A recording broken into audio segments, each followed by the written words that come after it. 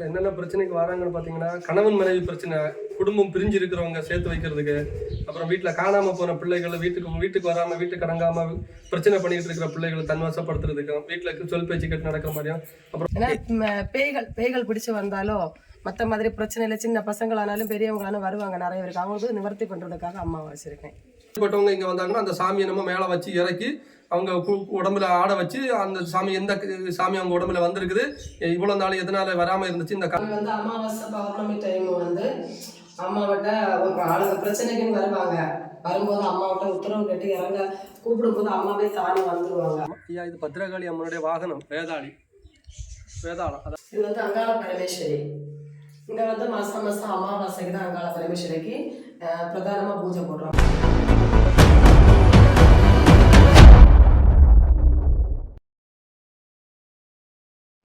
வாராகி அம்மன் அருள்வாக்கு போனில் அனைத்து கஷ்டங்கள் தீர, திருமணம், வேலை, தொழிலில் உள்ள தடைகள் விலக, வாழ்வில் வெற்றி பெற வாராகி அம்மன் அருள்வாக்கு போனில் 8190077666.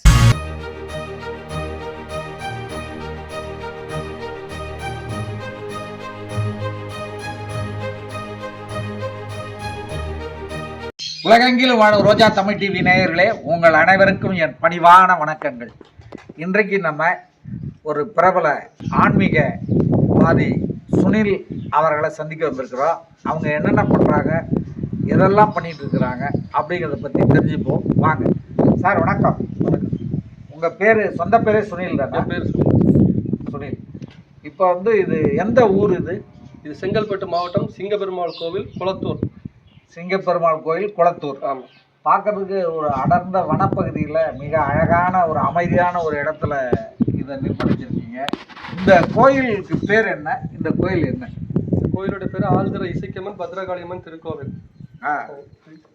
கேரள முறைப்படி இந்த கோயில் எல்லாம் இது பிரதிஷ்டை பண்ணியிருக்கேன் சாமியில். கேரள முறைப்படி ஆகம விதிப்படி கேரள பூஜைகள், கேரள முறைப்படி உள்ள பூஜைகள் மட்டும்தான் இங்கே நடக்குது. ஓ, கேரள முறைப்படி இந்த பூஜைகள்லாம் நடக்குது. ஓ, இந்த கோயிலில் என்னென்ன சாமிகள் இருக்கு? இந்த கோயிலில் பார்த்தீங்கன்னா ஃபஸ்ட்டு விநாயகர். அதுக்கப்புறம் இசைக்கியம்மன், பத்ரகாளியம்மன், அங்காள பரமேஸ்வரி, யக்ஷியம்மன், முத்தாரம்மன், சுடலை மாடசாமி, கருப்பசாமி, முண்டசாமி, பேச்சியம்மன். ஆக மொத்தம் 11 தேவை. ஓ, இங்கே இவ்வளவு பெரிய கோயிலை இவ்வளவு அழகாக வடிவமைச்சு கட்டியிருக்கீங்களே, இந்த கோயிலை கட்டுறதுக்கு என்ன காரணம்? கோயில் கட்டுறதுங்கிறது நம்ம என்னுடைய இது மக்களுக்கு நல்ல சேவை பண்ணுறதா என்னுடைய இது. இப்போ நம்ம காலங்கள் கழிஞ்சாலும் நம்ம இதை வந்து மக்கள் 4 பேர் வந்து வழிபடணும் அப்படிங்கிறது ஒரு நோக்கத்துக்காக தான் இந்த கோயில் கட்டியிருக்கிறோம். ஒரு 4 பேருக்கு நல்லது பண்ணணும், அது மூலம் மக்களும் வந்து அதில் பலன் பெறணும் அப்படிங்கிற ஒரு காரணத்துக்காக இந்த கோயிலை நான் என் சொந்த இதில் கட்டியிருக்கேன். சொந்த முயற்சியில் கட்டினது. அது மக்கள் நிறைய பேர் உதவி கொடுத்துருக்காங்க காசு. நான் வடபழனியில் இருக்கும்போது பார்த்தா அதுலேருந்து உள்ள கஸ்டமர், தெரிஞ்ச ஆன்மீகவாதிகள், தெரிஞ்ச நண்பர்கள் மூலமாக உதவிகள் வாங்கி இந்த கோயிலை நான் கட்டியிருக்கிறேன். இது இப்போ நீங்கள் இந்த ஆன்மீக பணியில் எத்தனை வருஷமா இருக்கீங்க? இப்போ ஆன்மீக பணி பார்த்தீங்கன்னா 7 வருஷமா இந்த இதில் இருக்கிறேன். இந்த 7 வருஷமா இந்த சாமி சம்மந்தப்பட்ட இதுகளை ஆன்மீக இது ஜாதகம், ஜோதிட சமயம் இது பார்த்தது இந்த இதெல்லாம் பண்ணிட்டு அருள்வாக்கு பண்ணிட்டு இருக்கிறோம். நீங்கள் என்ன மாதிரியான பிரச்சனைகளுக்கெல்லாம் வந்து உங்களை வந்து மக்கள் சந்திக்கிறாங்க, அவங்களுக்கெல்லாம் என்ன பண்ணுறீங்க? இது வரைக்கும் நீங்கள் யார் யாருக்கு என்ன மாதிரியான பிரச்சனைகளை தீர்த்து வச்சுருக்கீங்க, அதை பற்றி கொஞ்சம் சொல்லுங்கள். நம்மளுக்கு என்னென்ன பிரச்சனைக்கு வராங்கன்னு பார்த்தீங்கன்னா, கணவன் மனைவி பிரச்சனை, குடும்பம் பிரிஞ்சு இருக்கிறவங்க சேர்த்து வைக்கிறதுக்கு, அப்புறம் வீட்டில் காணாமல் போன பிள்ளைகளை வீட்டுக்கு வராமல் வீட்டுக்கு அடங்காமல் பிரச்சனை பண்ணிட்டு இருக்கிற பிள்ளைகளை தன்வசப்படுத்துறதுக்கும், வீட்டில் சொல் பேச்சு கேட்டு நடக்கிற மாதிரியும், அப்புறம் இந்த கல்யாணம் பண்ணுறதுக்காக பிள்ளைகள் வீட்டில் ஒத்துக்காம அவங்க விருப்பப்படி உதாரித்தனமாக இருக்கிறவங்களை கல்யாணத்துக்கு ஒத்து வைக்கிறதுக்காக அவங்க பேச்சு கேட்டு அவங்க இதில் வர மாதிரியும், அது மாதிரி சிறு சிறு தொழில் பண்ணுறவங்க முதற்கொண்டு பெரிய தொழில் வரைக்கும் உள்ள தொழில் ஸ்தாபனங்கள் பண்ணுறவங்க அவங்க தொழில் விருத்தி பண்ணுறதுக்கும், சினிமாவில் சின்ன சினிமா ஆக்டர் முதற்கொண்டு பெரியவங்க வரைக்கும் வந்திருக்காங்க. சினிமாவில் சம்மந்தப்பட்ட இதுக்கு தொழிலில் வெற்றி பெறுவதற்கும், அது மாதிரி சேட்டு அவங்கவுங்க தொழில் விருத்திக்காக தொழில் நல்லபடி நடக்கிறேன். கடை வச்சிருக்கவங்க வந்திருக்காங்க. கணவன் மனைவி பிரச்சனை தான் அதிகமாக வருவாங்க. நம்ம வீட்டில் குடும்பத்தில் பிரச்சனை, கணவன் மனைவி பிரச்சனை, மாமியார் மருமகன் பிரச்சனை, அண்ணன் தம்பி பிரச்சனை, சொத்து பிரச்சனை, விற்க முடியாத சொத்துக்கள் நிறைய இருக்குது. இந்த இடத்துல எனக்கு இருக்குதா, அதில் விற்க முடியாத சொத்து பிரச்சனை இதெல்லாம் வராங்க. அப்புறம் திருநங்கைகள் அதிகமாக வராங்க. அவங்களுக்கு தொழில் இதுக்காகவும் போகிற இடத்துல பிரச்சனைகள் இல்லாமல் நல்லபடியாக இது ஆகிறதுக்கும் அவங்க திருநங்கைகளும் வராங்க நம்மக்கிட்ட அதிகமாக. அப்படி யாருக்கு என்ன பிரச்சனையை தீர்த்து வச்சிருக்கீங்க? நிறைய கணவன் மனைவி பிரச்சனை, நிறைய பிரிஞ்சு இருக்கிற குடும்பங்களை சேர்த்து வச்சிருக்கிறோம். அதுக்கு என்ன பண்ணுவீங்க? கணவன் மனைவி பிரிஞ்சு இருக்கிறவங்கள சேர்த்து வைக்கிறதுக்கு என்ன பண்ணுவீங்க? வசிய முறைப்படி பண்ணுவோம். அதாவது இப்ப கணவன் மனைவி அவங்களுக்கு மருந்து கொடுக்க முடியும்னா வசிய மருந்து கொடுத்து அவங்கள வசப்படுத்தி வீட்டுக்குள்ள வேற எந்த தவறான பழக்க வழக்கங்களுக்கு போகாம கணவன் மனைவியா ஒத்துமையா வாழ்றதுக்கான, பிரிஞ்சு இருக்காங்கன்னா அவங்களுக்கு போட்டோ வச்சு முகவசியம் பண்ணி அவங்க குடும்பமா சேர்ந்து திரும்ப பழைய இதுகளை ஞாபகங்களை உண்டு பண்ணி திரும்ப அவங்க குடும்பமா சேர்ந்து வாழ்றதுக்கு அவங்க மனைவி கூடவோ இல்ல கணவர் கூடவோ அவங்க சேர்ந்து வாழ்றதுக்கான வழியா நாங்க இது பண்ணி கொடுப்போம். தப்பான இதுல பழக்கங்கள் இருந்தாலும் அதை விட்டு விலகி குடும்பத்தோட சேர்ந்து வாழ்றதுக்கு வழி பண்ணி கொடுக்குறோம். வேற ஜோதிடம் எந்த மாதிரியான ஜோதிடம் பாக்குறீங்க நீங்க? அதாவது நம்ம எண் கணிதம் பார்ப்போம், வாக்கிய ஜோதிடம் பார்க்கிறோம், பிரசன்ன வாக்கு பார்ப்போம். ஜோதிடம் ஸ்ரீகிரி ஜோதிட வித்யாலயத்துல நம்ம இது படிச்சிருக்காங்க. ஜோதிட சம்பந்தப்பட்ட கணித வாக்கிய முறைப்படி ஜோதிடம் பார்க்கிறோம். பிரசன்ன வாக்கு, வெத்தில பிரசனம், தாம்பூல பிரசனம், சோழி பிரசனம் பார்ப்போம். இப்ப இந்த குலதெய்வம் நிறைய பேருக்கு தெரியல அப்படின்னு சொல்லிட்டு நிறைய பேர் தேடி வர்றாங்களா உங்ககிட்ட? குலதெய்வத்தை கண்டுபிடிச்சு சொல்லுங்க என்னன்னு. குலதெய்வத்துடைய இது தெரியாதவங்க வந்தாச்சுன்னா கருப்பசாமி இதோட வச்சு அவன் மந்திரம் வச்சு நம்ம சாமியை அழைச்சி குலதெய்வத்துடைய இது எந்த குலதெய்வம், எந்த இடத்துல இருக்குது குலதெய்வம், குலதெய்வத்துக்கான என்ன பூஜை போட்டு அந்த குலதெய்வம் வீட்டுக்கு வரும் இல்லை அப்படிங்கிறத பார்த்துட்டு, இல்ல முன்னோர்கள் வழிபட்ட தெய்வங்களையாவது அது எதனால வழிபாடு நின்று இருக்குது, குலதெய்வம் என் வீட்டுக்கு வரல, அந்த மாதிரிப்பட்ட இதுக்கெல்லாம் நம்ம சாமி வாக்கு அருள் வாக்கு மூலமா பார்த்து சொல்லி கொடுத்து அதுக்கு திருப்பி ரெடி பண்ணி அவங்க சாமி அவங்க குடும்பத்துக்கு வந்து நல்வழி பண்றதுக்கான சாமியை இது பண்ணி கொடுக்குறோம். கெட்டு உடச்சி சரி பண்ணி கொடுப்போம். சாமி இறக்கி கொடுப்போம். எந்த இப்போ ஒரு ஆளுக்கு கோயிலுக்கு போறாங்க, ரொம்ப பக்தியோட கோயில் இருக்காங்க, அங்க போகும்போது அவங்களுக்கு தெய்வத்துடைய அனுகிரகம் இருக்குது, உடம்புல அதோடைய தெய்வத்துடைய நாட்டம் இருக்குது, உடம்பு வைப்ரேஷன் ஆகுது, சாமி கும்பிடும்போது கண்ணீர் வருது, கொட்டாவி வருது, இந்த மாதிரி படி இருக்குன்னா தெய்வத்துடைய அனுகிரகம் இருக்குதுன்னு அர்த்தம். அப்படிங்கும்போது அந்த உடம்புல முறையாத இறக்கி அதை வழிபடுறதுக்கு தெரியாது. சிலவங்க கோயில்ல போனா மட்டும் பம்பை உடுக்க மேல சத்தத்தை கேட்டா ஆட ஆரம்பிச்சிருவாங்க.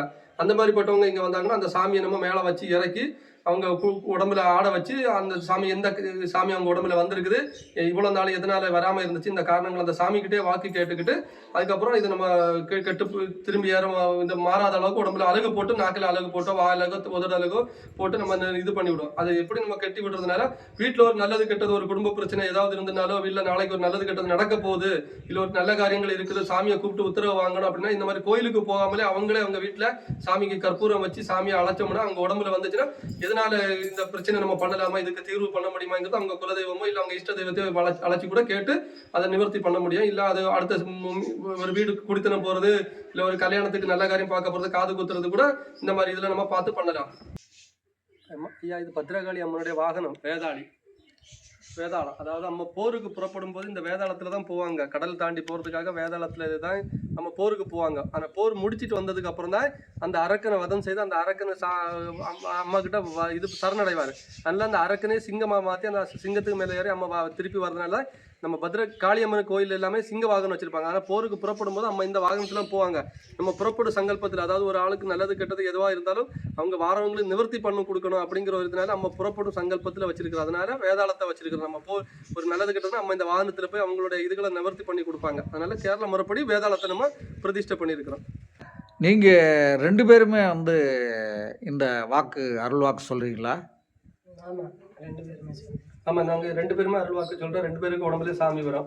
அவங்கதான் அருள்வாக்கு அதிகமா சொல்றது. நான் பிரசன்ன சம்பந்தப்பட்ட இதுக்கு நான் பார்ப்பேன். நான் கோயில் எல்லாம் வாரங்களை எல்லாம் கவனிக்கிறதுனால நான் அதிகமா அருள்வாக்கு சொல்றது. அவங்கதான் அருள்வாக்கு சொல்லுவாங்க. ஓஹோ, என்ன மாதிரி எல்லாமா சொல்றீங்க நீங்க? அருள்வாக்கு வந்து அம்மா வந்து சொல்றது. இப்ப சாமி உடம்புல வந்து சாமி வந்து அருள்வாக்கு கொடுக்க, நீங்க இப்போ ஒரு பிரச்சனைக்கு வந்தீங்கன்னா அம்மாட்ட கேட்கும்போது அம்மா அதுக்கு வாக்கு கொடுத்து உத்தரவு கொடுத்து விடுவாங்க. ஒரு பிரச்சனை வந்தாலும் அதை தீர்த்து கொடுப்பாங்க. இது வந்து அங்காள பரமேஸ்வரி. இங்க வந்து மாசம் மாசம் அமாவாசைக்கு தான் அங்காள பரமேஸ்வரிக்கு பிரதானமா பூஜை போடுறோம். மற்ற மாதிரி தினசரி பூஜை. இந்த அம்மா வந்து நான் வந்து ஒரு இடத்துல வந்து கோயிலுக்கு இடம் பார்க்க போறேன். அங்க வந்து அங்காள பரமேஸ்வரி கோயில் வச்சிருக்காங்க ஒருத்தங்க. அவங்க வந்து சரியா பூஜை போடாம அம்மையோட கண்ணெல்லாம் கீழே அடர்ந்து விழுந்து ரொம்ப அகோரமா இருந்துச்சு. அப்ப நான் அதுல வச்சு அழுதுட்டு வந்துட்டேன். சரி, நமக்கு ஒரு கோயிலுக்கு இடம் பார்க்கறோமே, இங்க வந்து கோயில் இருந்தும் பூஜை இல்லாம இருக்கிறான்னு ரொம்ப வருத்தப்பட்டு வந்து அன்னைக்கு நைட்டு வந்து என்னோட கனவுல வந்து அம்மா கேட்டாங்க, எனக்கு நீ எப்ப கோவில் வச்சாலும் இடத்த வந்து உடனே அமைச்சு தருவேன். ஆனா கோயில் வைக்கும்போது என்ன நினைச்சு நீ எனக்கு கோயில் கட்டுவியான்னு கேட்டாங்க, எனக்கு ஒரு இடத்த தருவியான்னு கேட்டாங்க. நான் அப்பவே அம்மைக்கு வந்து உத்தரவு கொடுத்துட்டேன், நான் எங்க இடம் எடுத்தாலும் உனக்கு அங்காள பரமேஸ்வரிக்கு ஒரு இடத்த தருவேன். அதனால நான் விருப்பப்பட்டு அந்த அம்மனை நான் இடத்துக்கு அந்த அகோரமா இருந்தாங்களே பூஜையில அந்த அம்மனை நினைச்சுதான் இவங்களை வச்சிருக்கேன், இஷ்ட தெய்வமா வச்சிருக்கேன். மாசம் மாசம் அமாவாசைக்கு பூஜை, அப்புறமா வருஷம் வருஷம் வந்து மசாலா கொள்ள போடுறோம். இந்த வருஷம் தான் இப்ப கோயில் கும்பாபிஷேகம் முடிச்சு 8 மாசம் தான் முடிஞ்சிருச்சு. இந்த வருஷம் மசாலா கொள்ள போடுறோம். நீங்கள் எப்படிம்மா அருள்வாக்கு சொல்கிறீங்க? சாமி எப்படி இறங்குது? சாமி வந்து அமாவாசை பௌர்ணமி டைம் வந்து அம்மாவிட்ட ஆளுங்க பிரச்சனைக்குன்னு வருவாங்க. வரும்போது அம்மாவிட்ட உத்தரவு கட்டி இறங்க கூப்பிடும் போது அம்மாவே தானே வந்துருவாங்க. அமாவாசை பௌர்ணமி டைம் வந்து அம்மா வந்து அருள்வாக்கு கொடுக்குறாங்க எல்லாருக்கும். நிறைய பேர் குழந்தை இல்லாதவங்க நிறைய பேர் வருவாங்க. குழந்தை பாக்கியமே நிறைய வருஷமா இல்லாம இருக்கும். அவங்க வந்தாங்கன்னா அம்மாவுக்கு வாக்கு கொடுத்து 7 வாரம் அம்மாவோட வாசல்ல வந்து அம்மாவுக்கு மண்பானையில பொங்கல் போடணும். 7வது வாரம் வந்து நெய் ஜெபிச்சு கொடுக்கணும். நெய் மஞ்சளை ஜெபிச்சு கொடுத்து அதுல வந்து தொட்டில் பிள்ளை கட்டுவாங்க. இப்பவும் கட்டியிருக்காங்க. குழந்தை பாக்கியம் கிடைச்சு தொட்டில் பிள்ளை வந்து அந்த மரத்துல வந்து கட்டிட்டு போவாங்க. 7 வாரம் வந்தாங்கன்னா அதுல இருந்து அவங்களுக்கு குழந்தை பாக்கியத்துக்கான எல்லா அறிவுரையுமே கிடைக்கும். அம்மா வந்து எப்பவுமே இடத்துல ஒரு குழந்தையோட தான் இருப்பாங்க. அம்மா இசக்கியம்னு சொன்னாலே குழந்தை பாக்கியம் கொடுக்குறவா. அம்மா வந்து அமாவாசை பௌர்ணமிக்கு இறங்குவாங்க. என்னம்மா இது நாக பூஜை பண்ணுறதுக்காக? நாகலட்சுமி இது வந்து மாசம் வந்து ஆயில்யத்துக்கு வந்து நாகலட்சுமிக்கு வந்து விசேஷ பூஜை போடுறோம். ஆயில்ய நட்சத்திரத்துக்கு அன்னைக்கு அம்மைக்கு விசேஷமான நாள் அந்த ஆயில்ய நட்சத்திரம் தான். இங்க வந்து ராகு கேது தோஷம் உள்ளவங்க வந்து நிவர்த்தி பண்ணிட்டு போறாங்க.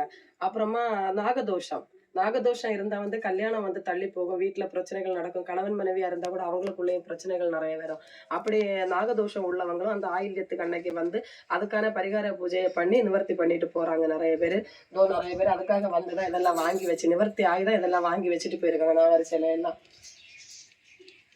அப்புறமா தினசரி பூஜை டெய்லி நாகத்தம்மைக்கு பண்ணிட்டு இருக்கோம். நாகலட்சுமிக்கு மாசம் ஆயில்யத்துக்கு மட்டும்தான் அம்மைக்கு விசேஷமா பூஜை போடுறோம். அன்னைக்குதான் ஆளுங்க நிறைய பேர் வருவாங்க. ஏன்னா எல்லாருமே தோஷங்கள் கழிக்கிறதுக்காக வராங்க. ரோஜா தமிழ் டிவி வியூவர்ஸ் எல்லாருக்கும் வணக்கம். இதுவரை நீங்கள் பார்த்த இந்த நிகழ்ச்சி உங்களுக்கு பிடிச்சிருக்கும் அப்படின்னு நினைக்கிறோம். இது மாதிரி பல சுவாரஸ்யமான நிகழ்ச்சி உங்களை வந்து சென்றடைய நீங்கள் செய்ய வேண்டியது ஒன்றே ஒன்று தான். ரோஜா தமிழ் டிவியை லைக் பண்ணுங்கள், ஷேர் பண்ணுங்கள், கமெண்ட் பண்ணுங்கள், சப்ஸ்கிரைப் பண்ண மறந்துடாதீங்க. அது மட்டும் இல்லாமல் எங்களோட செய்திகள் உங்களை வந்து உடனுக்குடன் வந்து அடைய நீங்கள் செய்ய வேண்டியது ஒன்றே ஒன்று தான். பெல் பட்டனை கிளிக் பண்ண மறந்துடாதீங்க.